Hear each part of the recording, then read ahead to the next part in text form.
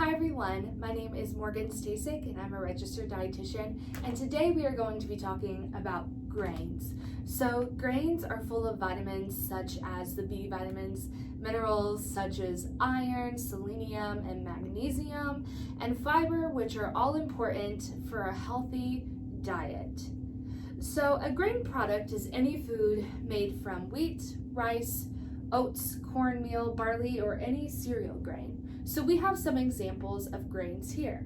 We have some ruby wild blend, which is different types of rice. We have some enriched pasta. We have some quinoa, bulgur, quick oats, and even some crackers made from whole grain. So let's go ahead and dig deeper into what grains are.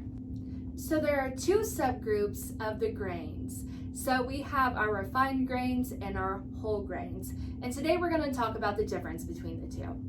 So the whole grain is the entire grain kernel. And this is a picture of the grain anatomy. So we're going to talk a little bit about this. So the bran, which is this brown part, the outer layer, is what protects the grain. So it has B vitamins as well as iron and fiber, which are very important in our diet. And then you have the endosperm, which is this white part right here. This is where energy is. This is where our carbohydrates are found, our proteins are found, and some B vitamins are found as well. So the germ, which is this little yellow spot down here, is where nutrients are stored. So this is where B vitamins are found again, and vitamin E is found, and antioxidants are also found here. And antioxidants are just a way to help our body protect us from diseases.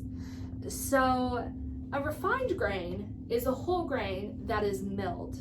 So milling basically means the bran and the germ are removed from the grain. So then all you have left is the endosperm.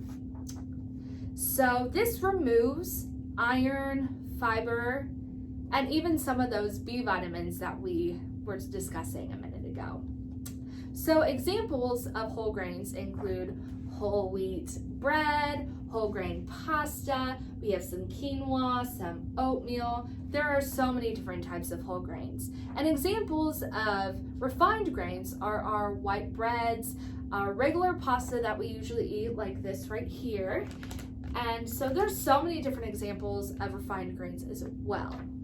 So most refined grains are enriched, which means that B vitamins and iron are added back after the grain is milled. So how much grain you consume in a day is dependent on many factors, including age, sex, and level of physical activity. So the amount of grain a person should consume is between 3 to 8 ounces of grains a day. So an example of a 1 ounce equivalent include 1 slice of bread, half a bagel, 1 cup of ready-to-eat cereal, and a half a cup of cooked rice or cooked pasta. It is recommended that half of your grains are whole, which I did state earlier, but we're going to go over just a little bit more in detail. This will allow for you to have a diet high in fiber, which is important for bowel function. So fiber may help reduce blood cholesterol levels, as well as it may lower your risk for heart disease, obesity, and type 2 diabetes as well. Other health benefits include eating grain products fortified with folate may help prevent neural tube defects when consumed as part of an overall healthy diet before and during pregnancy. And it may help with body weight management as well. So some tips on making half of your grains whole include switching out your refined grains, so your white bread, your pasta, and even just regular crackers for your whole wheat bread, whole grain crackers, whole grain pasta, and even brown rice are all great alternatives. Over here we do have an example of some multigrain crackers, and when you read the food label on the back, it states the first ingredient was whole grain, which is a great snack to get some fiber too.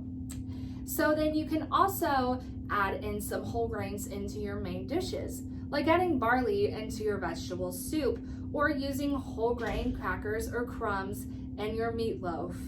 As a snack, you can add whole grain flour into your cookies, or you can even use oatmeal in your cookies as well. Popcorn is also a whole grain, so that would be a great snack as well. As long as you add a lot of butter or salt to it, it could be a delicious treat for you. Reading the food label is important when deciding if a food is a whole grain or not. Sometimes on the front of the label, it will state things like multigrain, stone ground, 100% wheat, cracked wheat, 7 grain, or bran. This does not mean that they are whole grain products. So you need to look on the back to make sure that the food label states that there is whole wheat or whole grain in the food.